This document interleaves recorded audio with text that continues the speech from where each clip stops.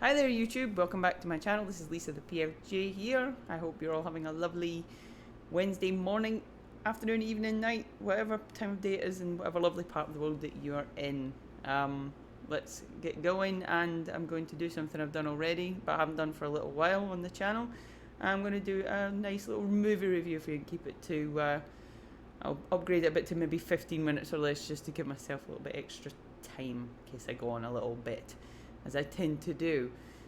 So let's get into it, and it's in between a little few things. It's been very busy today.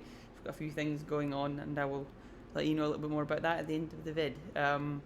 So the movie I'm going to review for you today is one I watched while I was on my travels at the beginning of the month. It was an in-flight entertainment movie that I took in, much the same as I did with the movie I reviewed a couple of months ago, House of Gucci. This time around I watched a movie called Belfast. May or may not have heard of it. It was released last year, and it's a semi-autobiographical movie that was written and directed by Sir Kenneth Branagh. And just to kick off, I was pretty impressed by it. It was a really cool little movie that escaped my attention, although I did hear about it a little bit over the course of the last year, but it wasn't something I was desperate to go and see. But when I saw it on the in-flight entertainment when I was on my travels, I thought I'll give it a go because it wasn't that long. It was only about an hour and 3/4, I believe, so 1 hour 45.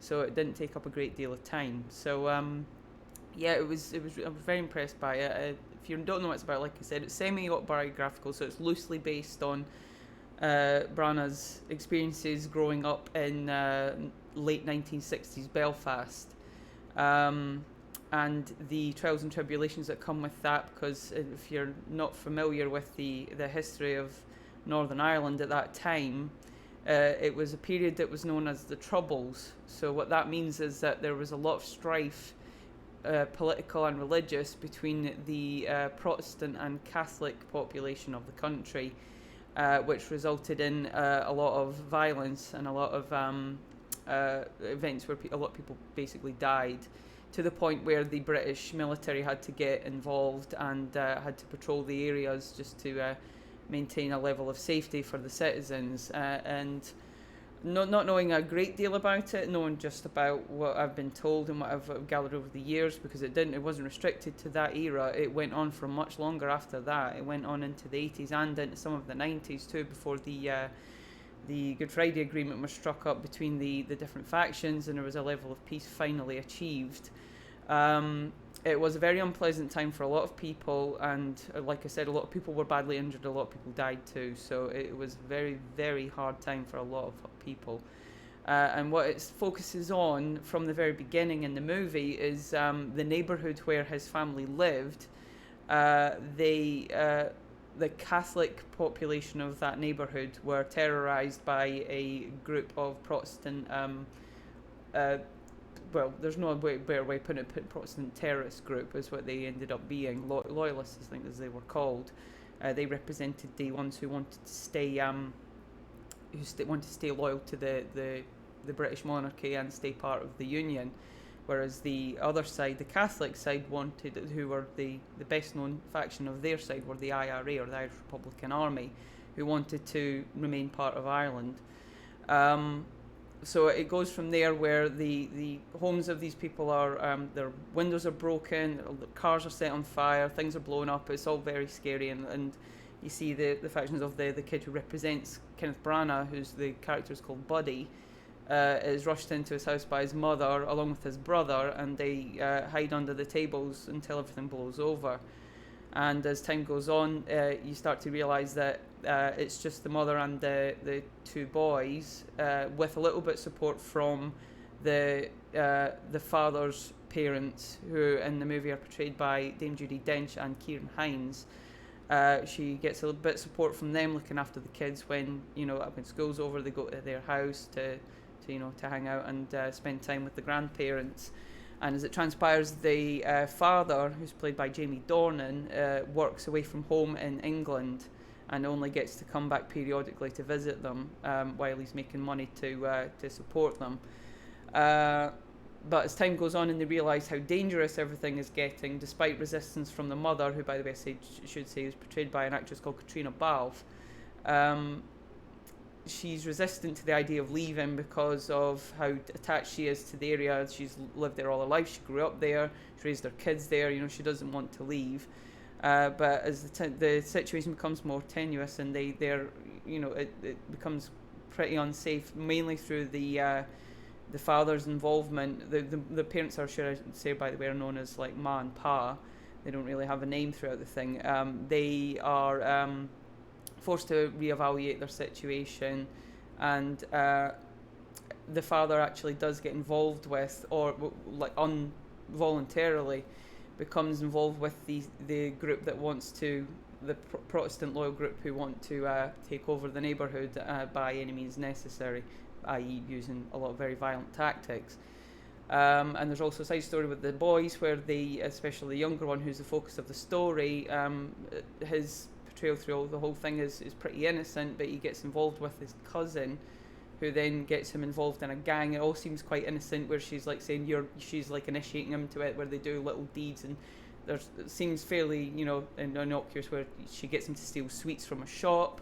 They get caught doing it, which results in him getting like chewed out by his mother, as you would expect. But then it actually transpires into him getting involved in some of the more dangerous stuff that's going on in the neighbourhood at the time. So yeah, and that then proves to be the breaking point, the turning point that makes the mother reassess and think maybe it would be a good idea to get the hell out of here. So yeah, I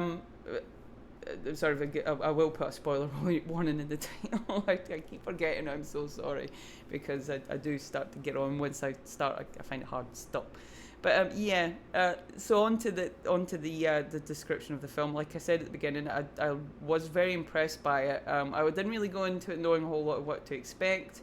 I didn't know that it had an autobiographical point because of Kenneth Branagh being from that part of the world. But it was really well done. It was really well written, really well shot as well. I think the cinematography was amazing. Between the opening shots, which the opening credits are set over, it's a lot of sweeping shots, like aerial shots, and quite artistic looking shots of modern day Belfast, where you get to see some of the elements of the city. You see the shipyards, which are very famous. If you didn't know, that's where the Titanic was built. I believe, I can't remember the name of the yard, but yeah, that was what that was famous for, and it's beautifully done. The soundtrack as well sets it off perfectly, because it's majority of which is written both original material for the movie and old songs of his by Van Morrison, who happens to be Northern Irish. So that was very well done, really clever apart from the odd songs, there are some other songs of the era that that are thrown into the soundtrack too, which are also really good. And the original score was composed by Van Morrison too, so it's a really great touch to the whole feel of the thing, just to keep it more authentic and in line with where it's set. The performances were brilliant. I think the little boy, whose name escapes me, I did take a note of it but I've lost it now, who plays the representation of Kenneth Branagh, Buddy, was brilliant, was really cool. He had that great mixture of like just innocent, childish charm, and just a little tinge of sadness because of the realization of what his life is becoming like, and where but seen through his eyes, it's great, because what could have been a temptation for anyone else, I believe, who might not have the personal involvement in the era and the place, would be that the temptation, someone making a film about that period, would be just to focus on how tragic and sad everything was, about the violence and the destruction, and just how unpleasant it all was. But that was handled well, don't get me wrong. It was absolutely, the seriousness of the situation was dealt with really, really, really well by Kenneth Branagh.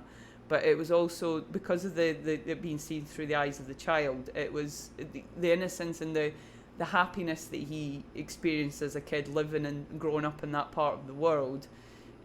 That was absolutely incorporated into it too, and it was beautifully done, because it was like he didn't have an all over horrible experience growing up in that time. He did have some nice memories to hold on to.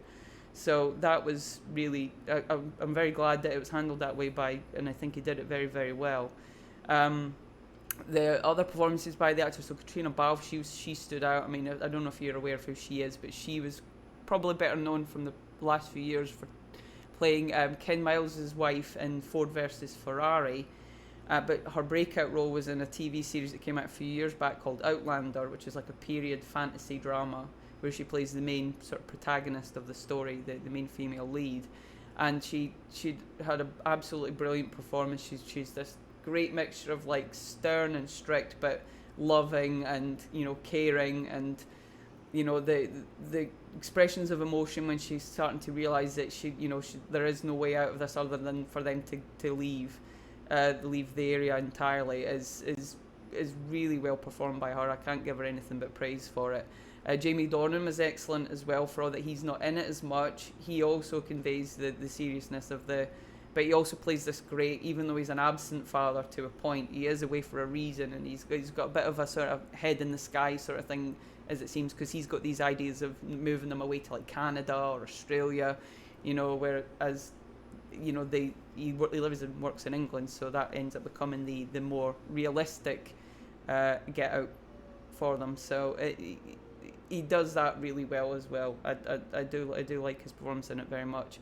But also the two big standouts are, who I just said earlier, Dame Judi Dench and Ciarán Hinds playing the playing the grandparents of the kids, the Nan and Pop, I think they're called, and they, Judi Dench, does she ever do anything wrong? I don't think she does.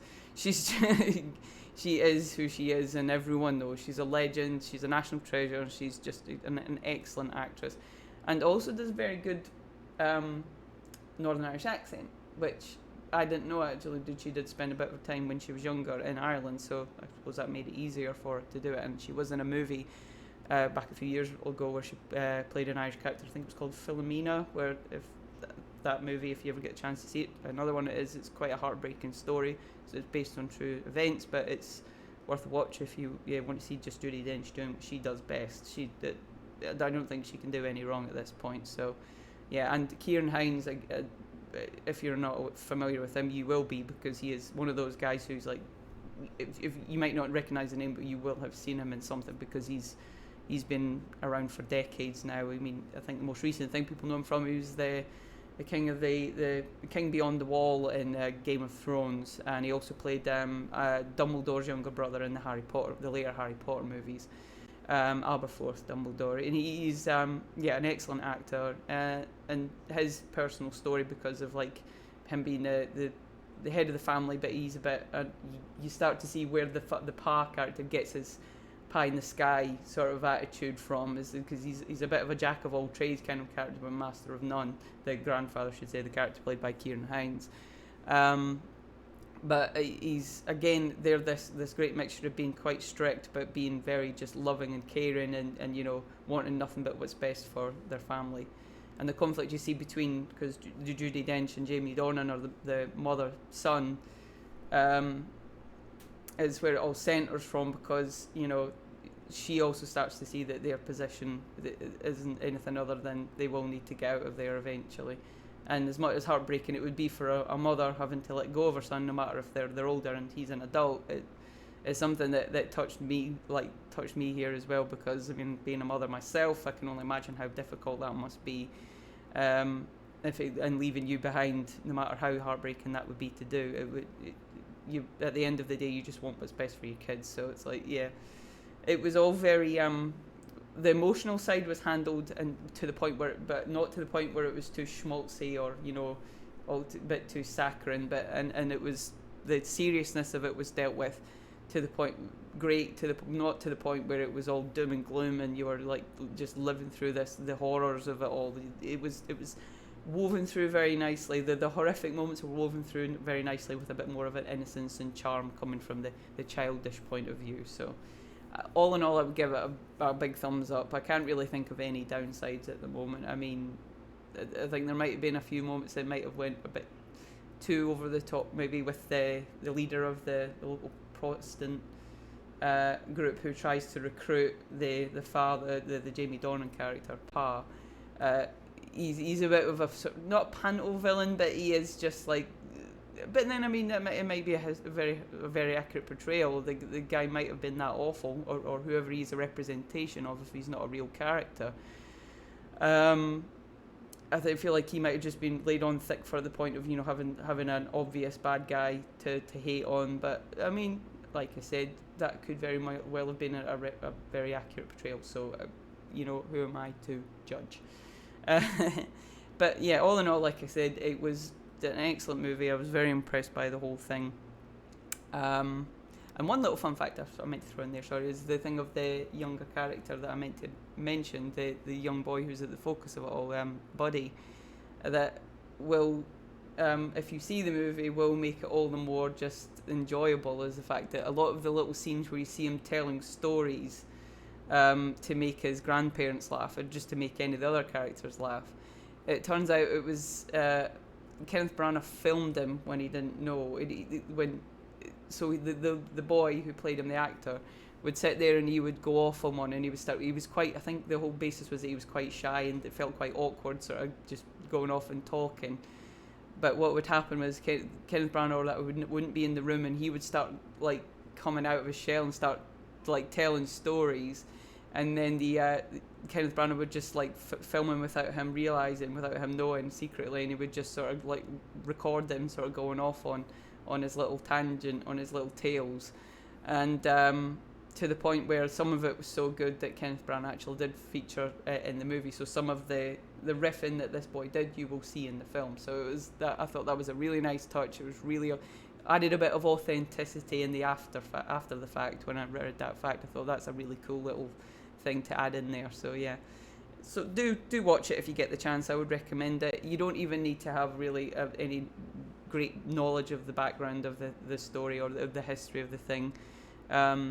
I wouldn't even say you needed to do too much research. If you wanted to just get some basic knowledge, just read around the sort of late 1960s in Northern Ireland and the troubles of the era. That if you wanted to start off and just have a little bit of knowledge about what went on, then that might help you. But even then, I don't think you really need it, because it is quite well explained in parts of the dialogue and parts of the story. So yeah, definitely recommend. Give it, maybe I'd say an 8.5, maybe 9, even close to a 9 out of 10 for this movie. So yep, definitely go watch it if you get the chance. So that's that for the movie review. Next though, like I said, busy today. We've been doing a lot of in-house stuff, cleaning, admin, and packing, because even though we've only returned from our previous travels about a week and a half ago, we are off on them again, because Sunday coming, the 31st of July, will be my 40th birthday. So say what you want about how, if I look it or not. I won't be averse to anyone giving me any sort of nice little cringy compliments to say that I don't look a day over 21. If you feel like saying it, I would very much appreciate it. I'm just kidding, but not really. No, so we're going off on a weekend trip to celebrate that. So tomorrow. So won't have any things on the channel for a few days. So if you see that I haven't put anything up for a few days, that will be why. So I'm gonna leave now. I'll leave you guys to your day. Thank you very much for watching. If you did. If you enjoyed the video, please give it a thumbs up, give it a like, consider subscribing to the channel if you'd be so kind. Share this if you've got anyone you know, or if you think they could get something and maybe want to watch this movie as a result of my review, then I'd very much appreciate if you shared it. And leave a comment if you've seen the movie. Tell me what you think about it. Tell me if there's anything that you didn't agree with, or if you think there was anything I missed, if there was any bits that you liked that I didn't, or if you didn't like that I did. That's all good. Let me know. And I will see you guys on the next video, wherever that may be. Thanks very much, everyone. Take care. Bye bye.